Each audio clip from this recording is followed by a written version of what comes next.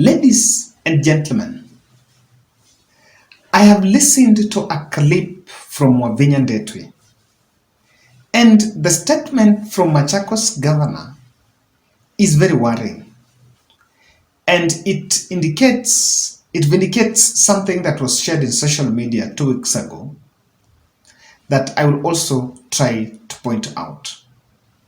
Listen to Wavinya Ndetwe speaking here. Hapa kuna watu sisi tumewasupport kama jamii ya Wakamba miaka mingi, na wako na audacity ya kusimama wanasema ati Mkamba ni nini? Ati Mkamba ni nini? Hiyo madharau mtawacha. Hiyo madharau mtawacha. Maneno ya kuona Wakamba kama ni ghasia tuko na nyinyi. Hamwezi kusema ati Mkamba ni nini, Mkamba ni nini? Mkamba ukifanya nini siasa za Kenya, Mkamba ako ndani ya map. Kama Mkamba agemei pande fulani ama pande fulani, siasa za Kenya haziwezi kuendelea.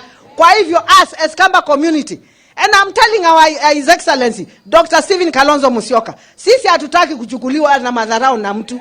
Na wacha nikuambie, sifichi sasa, Mheshimiwa Kalonzo Musyoka, ambia Raila akuje nyuma yako.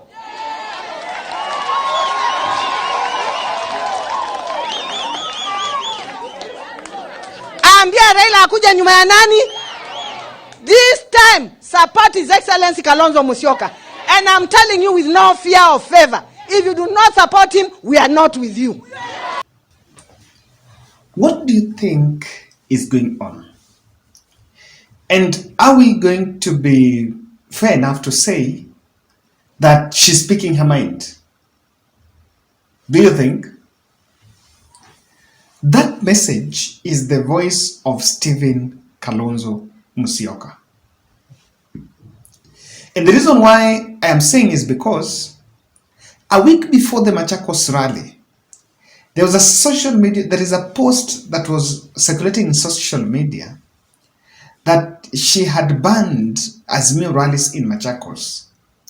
I realized later that Nation and I think not African Session, Code for Africa, those are fact checkers. They flagged that poster as fake. But the governor, who is very active and has an active communication team, who are managing her social media pages, they did not comment about that post. And I remember talking about it here. Something is happening. And let me put it to a context. Do you remember last week when Uhuru Kenyatta was with Raila Odinga at the lakeside? Uhuru said he's retired, but he would be willing to support Raila Odinga when he decides to make his 6th stamp or when he seeks any office. That is something that former President Uhuru Kenyatta spoke about. And after that, they went to Busia. After the Busia rally, they came back. They were supposed to be in Kisii, and the Kisii rally did not go because, number one, amongst other reasons, Martha Karua is in South Sudan for some women conference, and the parliament was also starting. That was on this week. The parliament is resuming. So there was a little bit of a lot of activities. The MPs were actually engaged in parliament. And so that's why they were not in the rallies. And that's one of the reasons, some of the reasons why that rally was actually cancelled. And so, is Kalonzo Musyoka feeling uncomfortable by the statement that came from Uhuru Muigai Kenyatta that is going to support Raila Odinga? My personal submission has been that within the Azimio ranks, the next in line automatically is Stephen Kalonzo Musyoka.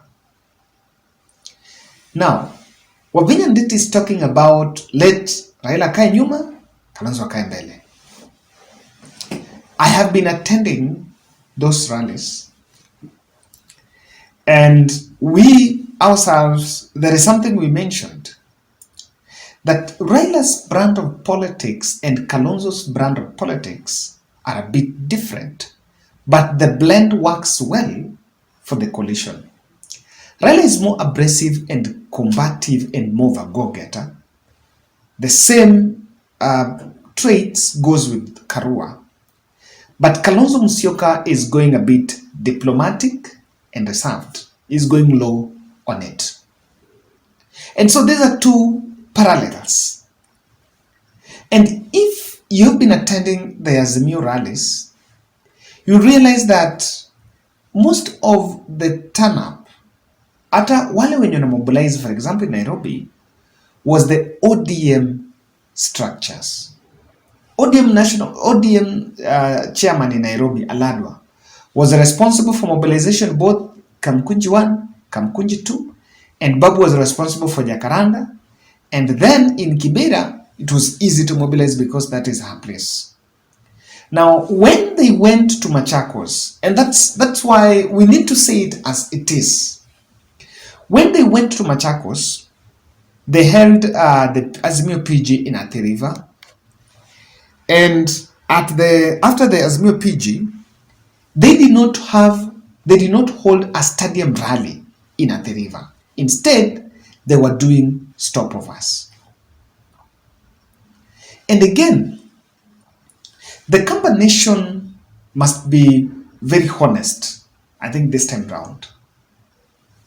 That was a point that Kalonzo needs to assert his authority. Kalonzo needs to marshal his numbers. They were going there, and some Wiper members skipped that page, and they're part of Azimio. How many Wiper members were in the campaign caravan with Kalonzo Musyoka? And I think the biggest letdown on Steve is his own people, the Wavijandetes. Because you can't, for example, in Raila is the PL. Of course, Raila is the PL. And party leader, and Uhuru Kenyatta spoke about that as well, Odinga as the party leader of Azimio. The ODM structures are still strong and can marshal numbers. You know, some of these things are normally just done. Why do you think Azimio decided to go to Busia after Machakos? They went to Busia because ODM have a lot of support in that county, and that's where they normally marshal numbers easily. ODM have a lot of support there. Why did they go to Kisii? There is Simbarati. Now, no single member of parliament or governor or any leader, strong leader behind Kalonzo Musyoka is coming out to make this happen. I think the governor and the good people of the Kamba Nation must back Kalonzo Musyoka. Those who are Raila Odinga supporters and within the Azimio ranks, I can say without fear of contradiction, I may be wrong on this, but you can tell me, they will not have a problem. In fact, Raila Odinga supporters all are just asking, see, a support to Kalonzo, a support to Kalonzo. They're also feeling, why don't you try another person? And Kalonzo stands that chance. But just saying, Raila mwachie chance, okay, fine, but then you must show the might. Do you know that when Wajakoya, I've attended Azimio rallies, Wajakoya and Babu Owino are more interacting with the crowd better than Steve. And this is not to demean him. That's my point. I'm just saying what I've been seeing. I've been attending those rallies. Wajakoya akiongea na Babu, watu wanachangamka sana kuliko hata Kalonzo. And so, even if you are making the threat, and I think one of the things that must be done, that Azimio must get right, is that we all know, even ODM members, not that all of them are comfortable with the way things are going out, the way things are going on. Not all of them are comfortable. But Kalonzo, the team around Kalonzo, must also coalesce around him and do a honest assessment on what next. Fine, you can threaten that you leave at the Azimio.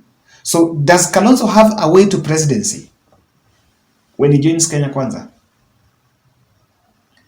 Even if the way is minimal in Azimio, even if, fine, you are seeing a lot of obstacles within the Azimio wing, but does it have a glimpse of a chance through the Kenya Kwanza? You need to ask yourself that question.